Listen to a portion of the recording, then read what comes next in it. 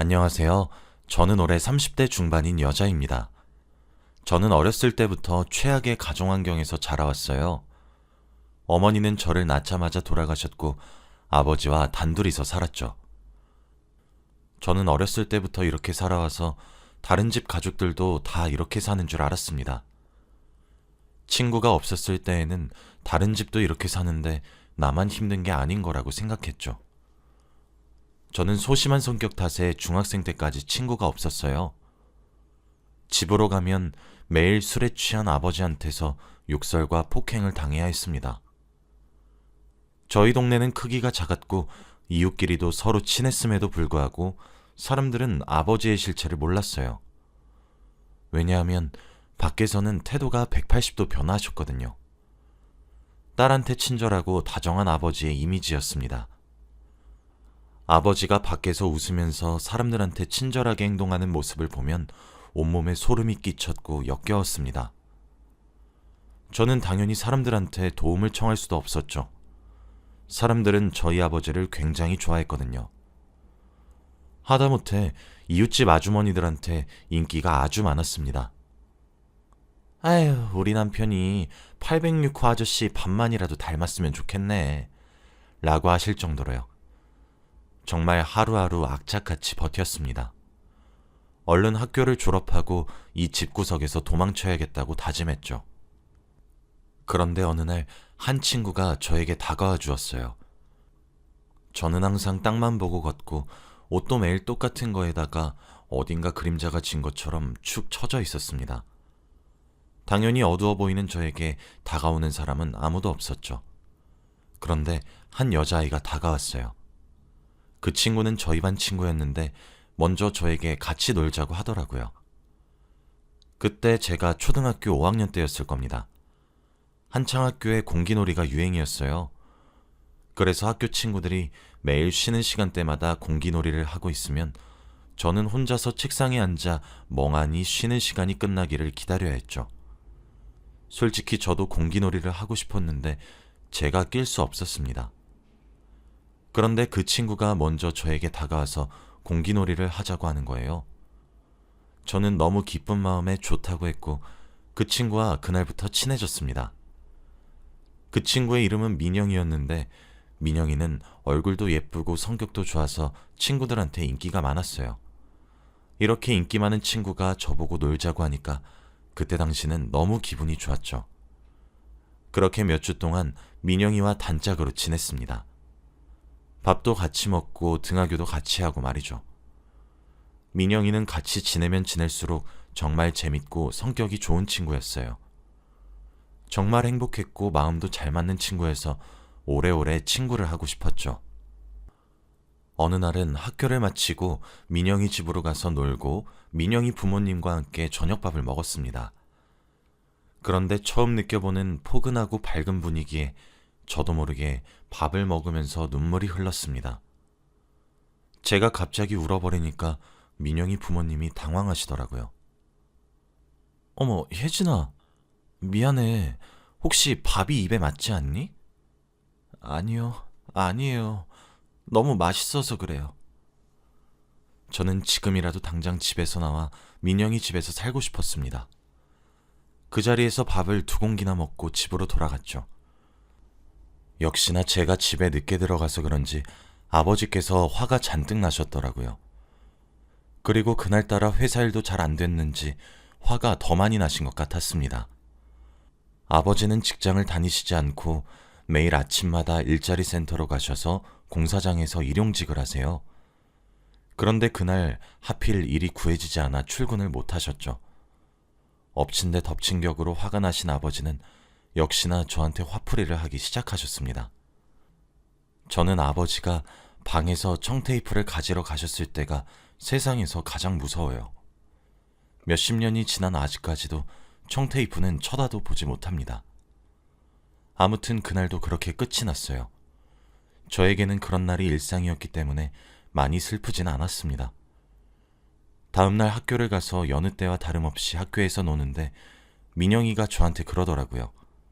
어제는 자기 집에서 놀았으니 오늘은 저희 집에서 놀자고 말이에요. 사실 저와 아버지 빼고 다른 사람을 한 번도 집에 들인 적이 없습니다. 저희 집은 민영이 집과 다르게 어둡고 삭막해서 민영이가 혹시라도 싫어하면 어떡할까 고민됐어요. 제가 이렇게 고민하고 있으니 민영이가 제발 가자고 매달리더군요. 학교를 마치고 집에 가면 아버지가 계시지 않으니 아버지와 마주칠 일도 없었고, 아버지가 퇴근하기 전에 민영이를 보내면 되겠다는 생각으로 그러자고 했어요. 저도 친구를 저희 집에 불러서 같이 놀면 민영이와 더 친해질 수 있다는 생각에 승낙했던 것 같습니다. 학교를 마치고 민영이와 함께 저희 집으로 갔어요. 당연히 아버지는 출근을 하시고 집에 안 계실 줄 알았습니다. 그런데 현관문을 열었더니 신발장에 아버지 신발이 놓여 있었어요. 저는 너무 놀라서 집으로 들어오려는 민영이를 밀어내려고 했습니다. 그런데 현관문을 연 소리를 들은 아버지가 방에서 나오셨고 민영이와 저를 보았어요. 아버지의 표정은 갑자기 나빠졌습니다. 저는 그때 직감했어요. 무언가 잘못되었다고요. 저는 민영이한테 다음에 놀러 오라고, 미안하다고, 내일 학교에서 보자고 하면서 냅다 밀어버렸고 현관문을 닫아버렸어요. 민영이는 영문도 모른 채 쫓겨났습니다. 집에는 저와 아버지 단둘이 있었죠. 그런데 아버지가 저한테 혜진아, 집에 친구를 데리고 오면 아빠 허락을 받아야지. 내가 너 그렇게 가르쳤니? 라고 하셨습니다. 그러고 역시나 매일 당하는 일을 당했죠.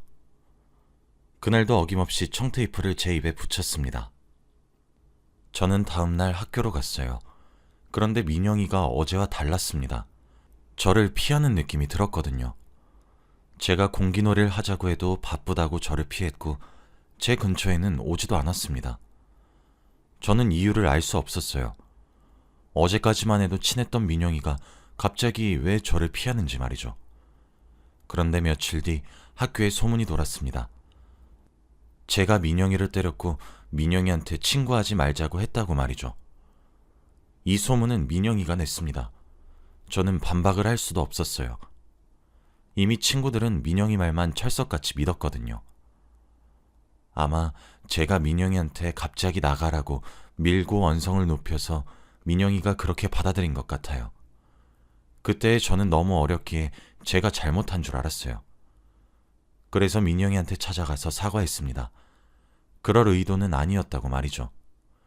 그런데 민영이가 저한테 묻더군요. 그럼 그때 왜 날 집에 못 들어가게 했는데? 라고 말이죠. 저는 아무 말도 할 수 없었습니다. 차마 제 입으로 우리 아빠가 널 때릴 것 같아서 라고 할 수 없었어요. 그래서 혼자 땅바닥만 보고 있었습니다. 아무 말 하지 않는 저를 보고 민영이는 아직 반성의 기미가 보이지 않는다며 용서해주지 않겠다고 했죠. 저는 그렇게 다시 혼자가 되었습니다. 사실 생각해보면 원래 혼자였는데 잠깐 꿈을 꾼 것 같아요. 이렇게 혼자 남겨진 게 원래 저인데 말이죠. 그렇게 초등학교를 졸업하고 중학교는 일부러 먼 곳으로 갔어요. 초등학교 친구들도 없고 집이랑도 멀어서 늦게 집에 도착하게 말이죠. 거기서도 저는 여전히 혼자였고 공부만 했었기에 고등학교도 좋은 곳으로 갈 수 있었어요. 고등학교는 다른 지역으로 가고 싶었지만 아버지가 절대 안 된다고 하셔서 어쩔 수 없이 저희 동네에 있는 고등학교로 진학했습니다. 제가 고등학생이 되니까 돈을 벌 수 있게 되었어요. 언젠간 이곳에서 벗어날 것을 대비해서 악착같이 아르바이트를 했습니다. 주말에도 하고 평일에도 하고 말이죠. 그렇게 아버지 몰래 통장에 점점 돈이 쌓이고 있었습니다. 아버지도 밖에서 친구들과 놀러 다니신다고 정신이 없었거든요.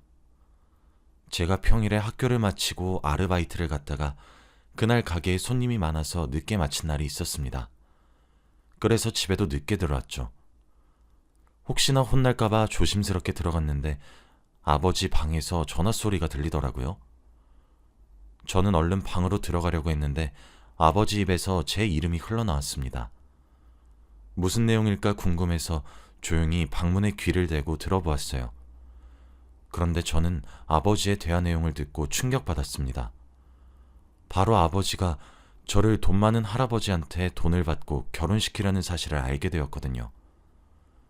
그때 저는 고2였고 고등학교 졸업을 하자마자 그 할아버지한테 보낼 거래요. 그리고 그 큰 돈은 자기가 가지고요. 아버지가 저를 팔아서 돈을 벌 생각을 하고 있다는 것을 알고 경악을 금치 못했습니다. 저는 한시라도 급히 이 집에서 탈출해야 했어요.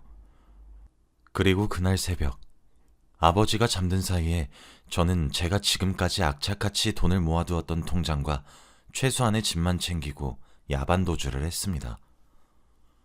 새벽 첫 차를 타고 최대한 집에서 먼 지역으로 혼자 갔어요. 혹시라도 뒤에서 아버지가 따라올까봐 심장이 미친 듯이 뛰었죠. 그리고 버스가 출발했을 때 저는 눈물을 펑펑 흘렸습니다. 도대체 제가 왜 이런 인생을 살아야 하는지 한탄하면서 말이죠. 그렇게 저는 고2 때 집을 떠나 혼자서 살게 되었습니다. 저는 휴대폰도 없었고 아무것도 없었어요. 혹시라도 아버지가 찾을까봐 사람이 최대한 없는 깊숙한 곳으로 들어가서 살았습니다.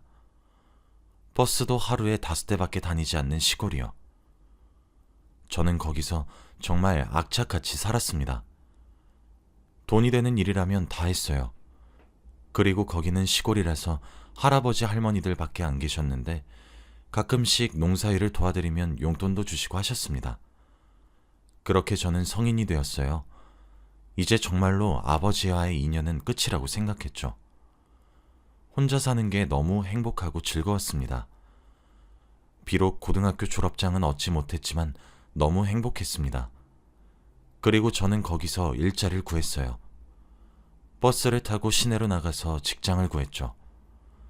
유명하고 좋은 회사는 아니었지만 중졸이었던 저를 받아준 것만으로 너무 감사했어요. 그리고 거기서 열심히 일을 하고 돈도 벌고 그랬습니다. 동네 어르신들이 다들 저한테 기특하다고 말해주셨어요. 그리고 저를 정말 손녀처럼 대해주셔서 저도 너무 행복했고요. 솔직히 그 동네가 정이 너무 많아서 반찬거리들을 다 저한테 주세요. 자기 자식들은 부모 보러 오지도 않는다며 자기 자식들보다 제가 더 낫다고 하면서요. 그래서 밥 걱정도 없었죠.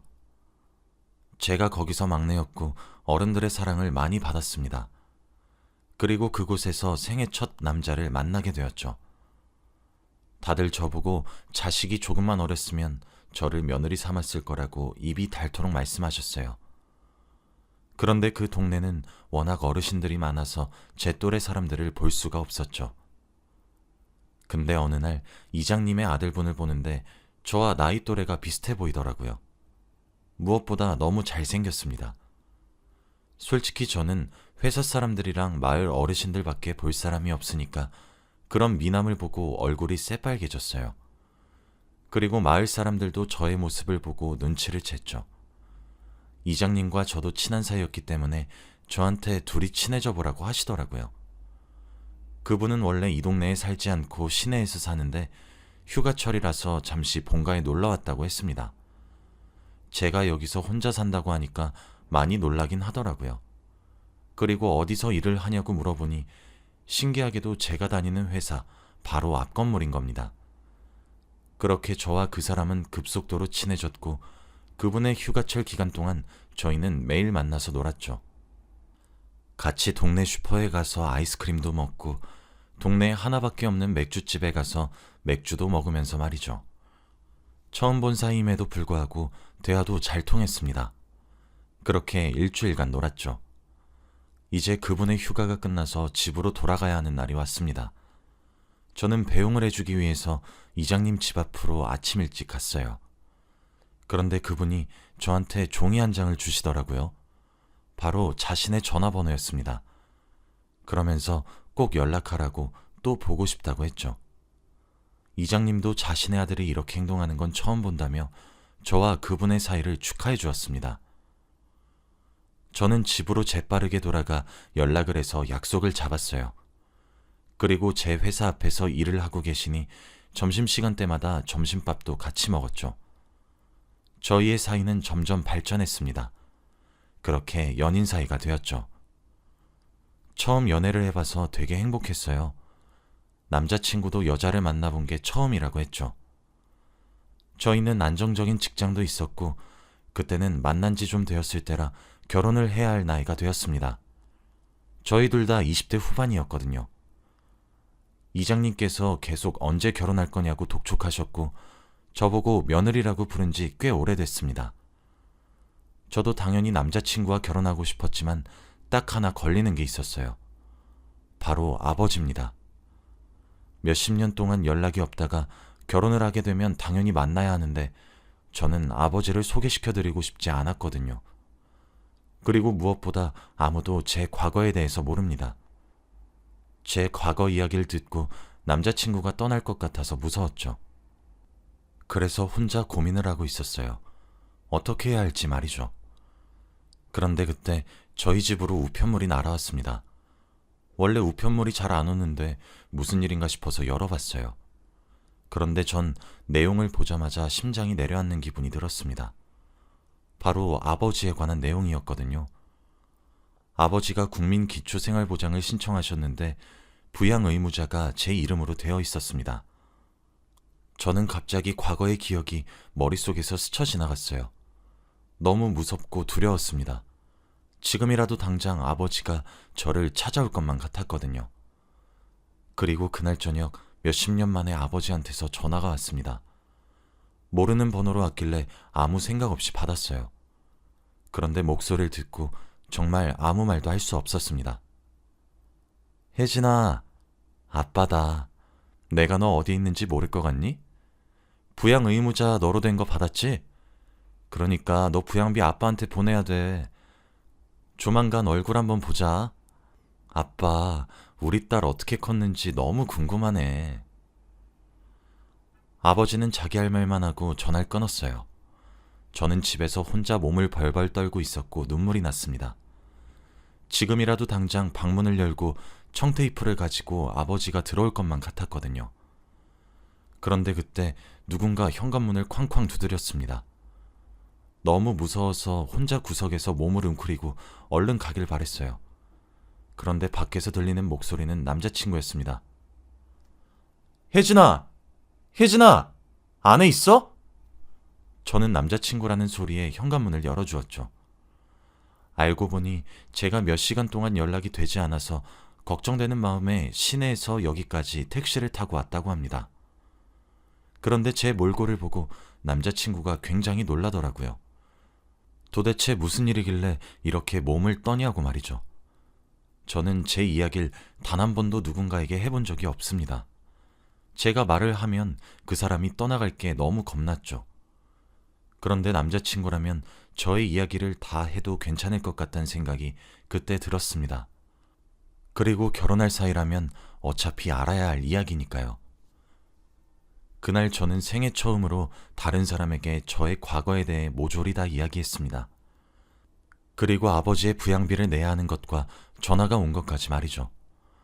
한 번도 입 밖으로 꺼내본 적 없는 저의 과거 이야기를 한꺼번에 하니까 정말 과관이더라고요. 말을 하면 할수록 남자친구의 표정은 일그러졌습니다. 그렇게 몇십 분 동안 저의 인생 이야기를 다 말했어요.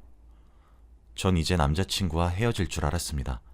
저 같은 사람이랑 결혼 못하겠다고 할 줄 알았죠. 그런데 남자친구의 반응은 의외였습니다. 저를 꼭 안아주면서 위로를 해주었거든요. 그리고 남자친구는 울고 있었습니다. 혜진아, 어떻게 어릴 때부터 그렇게 힘들게 살아왔어? 미안해. 내가 먼저 몰라봐서 정말 미안해. 그동안 정말 힘들었겠다. 이제 나만 믿어. 내가 너 평생 책임질게. 나한테 기대해. 저는 남자친구의 말을 듣고 정말 펑펑 울었어요. 제가 평소에 듣고 싶던 말들을 다 말해주었거든요. 단 한 명도 저한테 위로를 해준 적이 없습니다. 그리고 남자친구는 저에게 우리 이제 아픈 거 같이 헤쳐나가자. 그러니까 우리 결혼해 당장. 이라고 했죠. 저는 좋다고 나도 결혼하고 싶다고 말했습니다. 그러면서 남자친구는 부양기피 사유서를 제출하라고 하더라고요. 그러면 아버지를 부양하지 않아도 된다고 하면서요. 저보다 이 일에 관심을 많이 가져주는 남자친구한테 너무 고마웠습니다. 그리고 며칠 뒤에 이장님 댁으로 갔어요. 정말 물사대기 맞을 각오하고 갔습니다.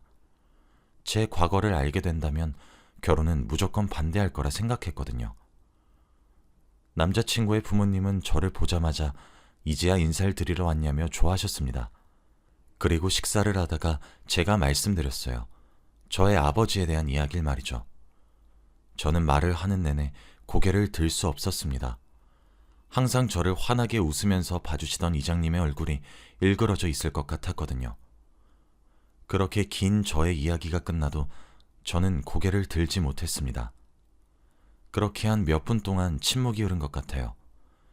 그런데 남자친구 부모님께서 하신 첫 말씀을 듣고 저는 놀라고 말았습니다. 혜진아, 그걸 왜 이제야 말했니? 넌 우리 딸이니까 너의 모든 일들은 우리 집에서 해결하셨구나.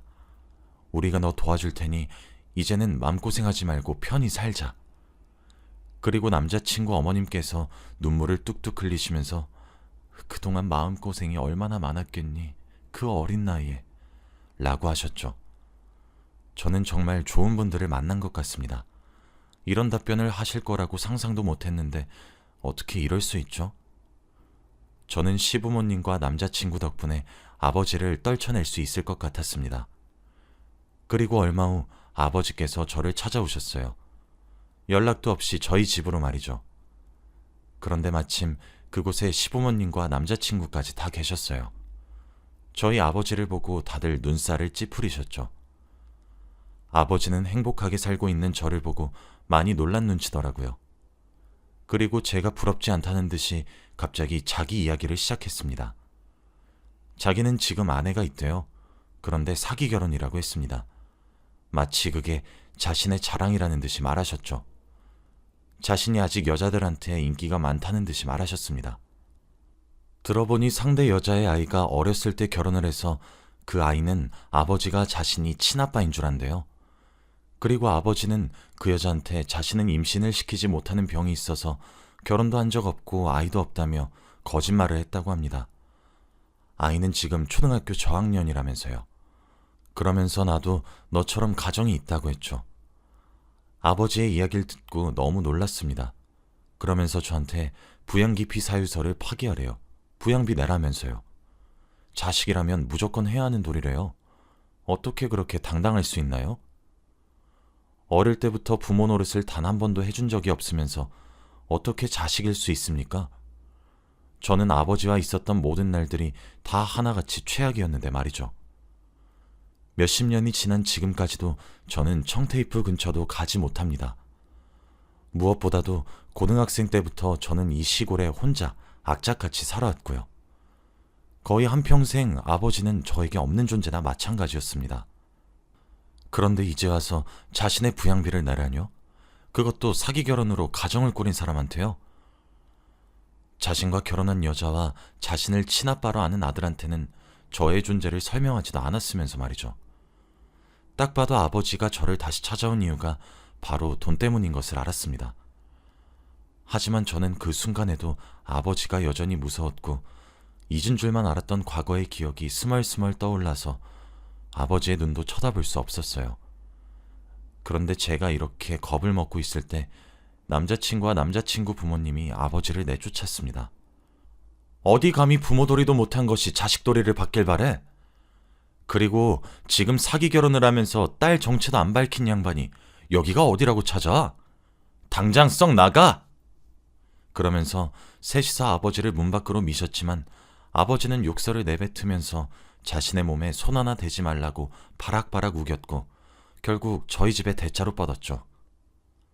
딸, 너 나한테 부양비 안 주면 내가 너 고소할 거야 라고 하면서 말이죠. 계속 내쫓으려고 하자 결국 마지막 방법으로 남자친구는 경찰을 불렀고 다 같이 파출소로 가게 되었죠. 아버지는 경찰한테 끌려가는 내내 소리를 지르셨습니다. 내가 저 계집애 아버지 되는 사람이야. 내가 누군지 알고 내 몸에 손을 대는 거야. 그리고 파출소에 저희 넷이서 조사를 받게 되었죠. 조사를 받던 도중 갑자기 한 여인과 남자아이가 파출소로 들어왔습니다. 거의 울먹거리는 표정을 하고 말이죠. 파출소 문을 열고 두리번거리더니 아버지한테로 달려가더군요. 그러면서 어디 다친 데는 없냐고 누가 그랬냐고 아버지한테 쩔쩔 매달렸습니다. 딱 봐도 알 수 있었죠. 바로 사기 결혼을 한 여자와 그 여자의 아들이었습니다. 아버지는 그 여자를 보고 빨리 안 오고 뭐 했어? 내가 여기서 얼마나 고생했는지 알아? 라고 하며 손이 올라갔고 그 여자는 아버지 보고 죄송해요. 너무 시골이라 라고 했죠. 남자친구와 저 그리고 남자친구 부모님은 딱 보고 어떤 가정 환경인지 눈치챌 수 있었습니다. 저는 그 여자가 너무 불쌍했고 아버지에 대해 아무것도 모르는 게 안타까워서 솔직하게 모든 것을 다 말하기로 결심했습니다. 무엇보다 어린 아들이 너무 가여웠거든요. 그 여자에게 무슨 일이 있었고 왜 경찰서로 왔는지 다 말했고 그리고 마지막으로 아버지의 사기 결혼에 대해서도 다 말했습니다. 그 여자는 다리에 힘이 풀린 채로 쓰러지고 말았죠. 아버지는 저보고 미쳤냐고 달려드셨지만 경찰이 막았습니다. 저는 그리고 그 자리에서 바로 아버지를 고소했어요. 어릴 때의 가정폭력과 이런저런 다양한 죄목들을 다 합해서 말이죠. 결국 아버지의 손에는 수갑이 채워졌고 더 큰 경찰서로 이동하셨습니다. 끝까지 저에게 너희 계집애 내가 지옥 끝까지 찾아갈 거니까 각오해 라고 하셨어요. 모든 상황이 종료되고 해가 다 진 밤에 저와 남자친구 그리고 남자친구 부모님은 집으로 돌아갔습니다. 그러면서 당분간은 아버지 고소건으로 자주 경찰서에 들락날락 거려야 하니 같이 지내주신다고 했죠. 저는 그분들에게 너무 감사했습니다. 저의 친아버지조차도 저를 버렸는데 생판 남이신 분들이 자신의 일처럼 도와주신다는 게 감동이었어요. 그리고 무엇보다 아마 이 세 분이 없었다면 저는 아직도 아버지한테 붙잡혔을 겁니다. 고소는 꿈도 못 꿀 일이었죠. 그렇게 저는 세 분의 보살핌을 받으며 점점 더 굳세져 갔습니다. 이제는 아버지의 눈도 잘 마주칠 수 있고 따박따박 말대꾸도 다 할 수 있죠. 몇 주가 지나고 아버지의 재판이 다 끝난 뒤 아버지는 구치소로 들어갔습니다. 저에게 끝까지 화를 내시더라고요.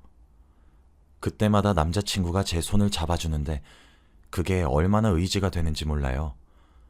제가 힘들 때마다 옆에 있어주고 기댈 수 있는 사람이 있다는 게 행복인 것 같습니다. 아마 이 행복을 누리기 위해 평생을 불행했던 게 아닌가 싶어요. 가끔씩 이 행복이 끝날까봐 두렵긴 하지만 지금을 즐기려고 하고 있습니다. 아무튼 저는 좋은 사람들 덕분에 평생의 고역이었던 아버지를 끊어낼 수 있었습니다. 다시는 마주치고 싶지 않아요. 지금은 남자친구와 결혼을 했고 시댁살이를 하고 있습니다. 그런데 다들 저의 친부모처럼 너무 잘해주세요. 이런 게 바로 행복이라는 것을 요즘 느끼고 있습니다. 여러분들도 혹시 저처럼 힘든 일을 겪고 계신다면 한번 부딪혀보는 것도 좋은 것 같아요. 저는 아직까지도 고등학생 때 야반도주를 했던 게 천만다행이라고 생각합니다. 제 이야기는 여기까지예요. 들어주셔서 감사합니다.